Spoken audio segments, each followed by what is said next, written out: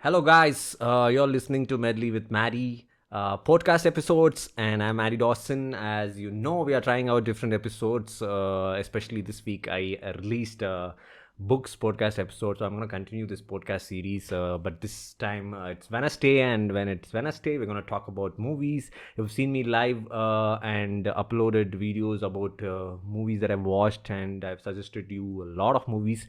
But this is going to be a podcast episode, and we're going to talk about a particular movie. And as usual, for podcast, we're going to invite guest speakers to our channel. And today we have my best friend and my cinematographer from filmmaking community.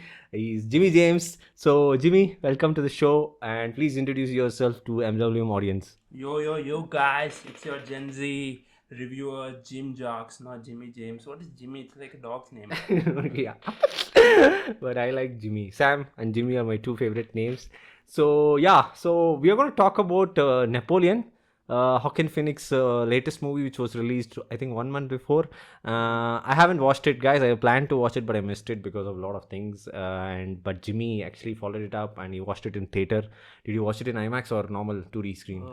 IMAX. Okay, he was watched in IMAX. So I want to hear about the experience that he had, and also I have a lot of questions because it's a Joaquin Phoenix movie, and I became a fan of Joaquin Phoenix after Joker, and also Napoleon is one of my favorite historical personality, and as you know, he's a very short person, but he achieved great things in his life, even though he was dictatorial. So yeah, Jimmy, how was the movie, and how was your experience watching Napoleon? To Napoleon, there is the movie lacked a lot of things. Actually, I felt like a lot of things were cut out from the movie because Ridley Scott, he said he's going to release a 4-hour version of this movie.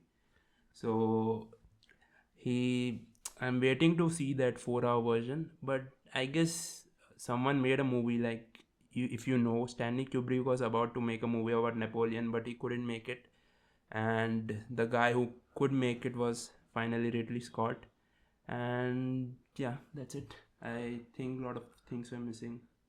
Okay, Stanley Kubrick's Napoleon version would have been very interesting. So, how was Joaquin Phoenix acting? Is it like on standard or on par with Joker, or he has given a outperformed himself from Joker? Actually, it's different from Joker because this time he's playing Napoleon as a comedic guy. Like usually when I thought about Napoleon, I thought he will be some tyrant, strong leader. But he's strong leader, but in the movie, a lot of things about his personal life are shown. So he acts as a clown in front of his wife. But actually, the performer who carried the movie for me was Vanessa Kirby, who plays his first wife, Josephine. Okay, so do you know the historical facts about Napoleon, or like, are you aware of everything that happened in his life during? I think he was in the 16th, 17th, I guess, century. Man, don't ask me about dates. I didn't read the dates. I just skipped them. Dates. Okay, How many dates? so I think French Revolution happened. It was Yeah, that time he actually, came up. the movie starts with the current queen who being beheaded and Overthrown. overthrown, and the new sort of people like resistance forming, and it's like not an monarchy, like they are abandoning monarchy and something, they are trying to form a military dictatorship. But Napoleon is like involved as a schemer. He helps the current guys to be in power, but later on he is the one who gets to power. So yeah. Yeah, I've read French Revolution, and also in 48 Laws of Power, there are a lot of case studies about Napoleon. So that's Man, don't why. ask me. I'm a Gen Z, okay? I don't read history. I just read something on Instagram and I'm saying half-hearted. So what was the genre? Like, did you feel like it was a documentary, or like you felt like watching a movie? No, it's not a documentary. It's actually the inverse of documentary because I've seen a lot of people say that it's not accurate, historically accurate, but it's like a comedy drama, but it mostly revolves around his personal life. But I would have liked, if it's revolving around his personal life, like during the I know, like, I'm not kidding, okay guys, like I know that during his in final years he was abandoned in an island, and we couldn't see more about that life. Actually, I would have liked to see how he was dealing with that life. Oh, so where does the movie end then? The movie ends with a very short thing, like the British, like there is a war in Waterloo and he has lost it, and he goes to the British Navy and seeks for asylum, and they put him in some island. I don't remember the name, but yeah, Elba, Island of Elba. Alba, yeah. But before that, also, I thought like this was the first island he was put to. But in the movie, it's shown that He comes back. his own French government puts him in a different island, and he tries to come back again and form a military revolution. Actually, they planned his escape. He came back to power, but then in 25 or 48 days, he had to go back to prison. Was that shown in the movie? He had.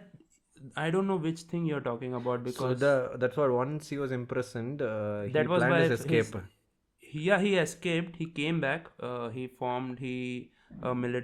came back to power again, and then but he then he went would to lose battle. it. Yeah. But the thing with that, the battle sequences are great actually. With the one with they are attacking the Russian alliance. You mean, do we have real action, like Yeah, real blockbuster action Yeah. there? How many war scenes are there? Actually, I could remember there are 3 major war scenes. One is in the opening. The one with Russia is in the middle, and there is one, the War of Waterloo, that is captured. Okay. But the main thing is that we see, like, I like the thing that we see him strategize how to win a war, but I would have loved to see him do the strategic approach more in the movie. Okay. So one interesting question. So, do we see any Oscar nomination from this movie? I think Vanessa Kirby could get an Oscar nomination. Okay.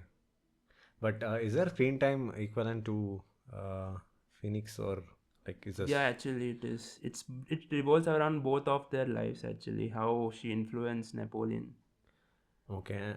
And And guys, remember there is that trademark Joaquin Phoenix fall from Joker. Her, you remember? No, he falls this time also. Just if you are Okay. planning on seeing it, just let me know when it is happening.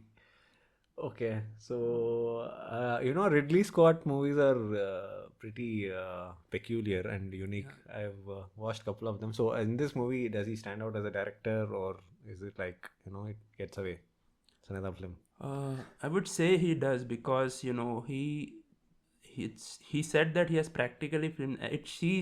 We are seeing that he has practically shot the film. There is one good scene in Egypt where he's gone to Egypt and he's fighting with the alliance there. But yeah. Okay, let's talk about your aspects, technical aspects. So, what was the editing was good? Like, did it stand out? And then the color tone, because it's like a periodical war drama, right? So, what are the technical aspects that attracted you in this movie? I would say technical wise, in terms of production design, it's good. If you see, there are some candlelit scenes interior, so you could see that it's similar to some of Stanley Kubrick's film like Barry Lyndon or something. But the only thing I would say is the editing, because I told that there are a lot of elapses in his journey, like it suddenly cuts to some different scene altogether. So let's see what if it's there in the 4-hour cut of the movie. Yes. Oh, I was really intrigued when I came to know that Joaquin Phoenix is acting as Napoleon, and in fact, I and Jimmy were planning to go together, but I missed it. But somehow, Jimmy made it to the theater and watched it in IMAX. I'm like waiting for the OTT release, and it's going to release in Apple. They say it's going to release in Apple, but I Yeah, don't know when. so I would love to watch this particular portrayal of Napoleon, especially considering I've been attracted to this personality from childhood, and I've read a lot about him in some of the books and articles. So I would definitely want to catch this movie, which I missed in theater, but I'll watch it in my home theater. 4 hours director's cut. Yeah. Longer than Killers of the Flower Moon. Does Killers of the Flower Moon have a director version? Director cut. That is the director cut. What is that? Okay. Yeah, If there is, I watched Killers of the Flower Moon, guys, because I'm a huge DiCaprio fan, as you all know. So I missed just this Napoleon. So hopefully I'll watch it, and please do watch it if you're a fan of periodical drama. Especially Hollywood is really good in portraying war dramas, and they picked up the French Revolution man behind. I mean, who played a part in French Revolution. So do watch the movie if you get a chance, and huge thanks to Jimmy James, Jimmy Jaques, yo Jimmy Jaques, yo, guys. and yeah, please tell us how was the experience. So your first podcast episode. Please tell Maddie not to release this in YouTube because people will, even though I'm cool, man, but people will say I don't know about history. Or Your face will not be shown, Jimmy. Only your voice will be heard. but they will know, no. Cool. But how was talking about a movie in a podcast episode? I have to think about it. Okay, let's thank Jimmy because he took the step to come and be a guest speaker in podcast episode for MWM channel. So thank you, Jimmy.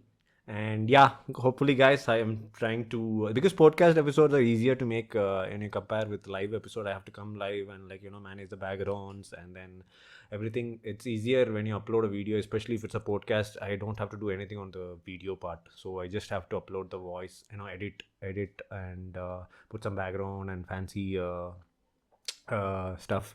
It's easier to make, so that's why I'm like concentrating right now on more podcast episodes. So you'll be having more podcast episode in the future as well. Yes, see you in the next live stream, and then you're listening to Medley with Mary, new podcast series. Bye bye.